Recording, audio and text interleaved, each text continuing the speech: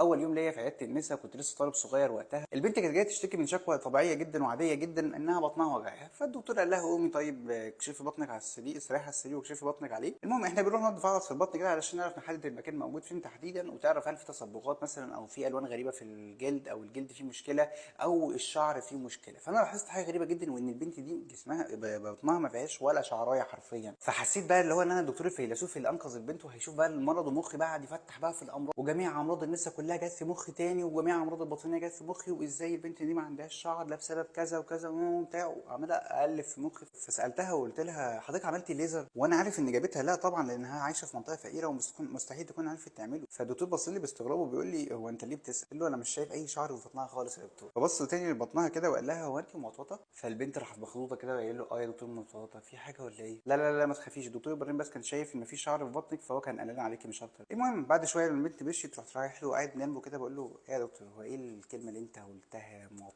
موطوطه اللي انت قلتها دي؟ فقال لي اسمها موطوطة، جاية من الوطواط. هنا يا ابراهيم والبنت لسه عندها كام يوم بيجيبوا وطواط ويذبحوه، ويجيبوا الدم بتاعه. اسمعوا اسمعوا ركزوا في الجنان.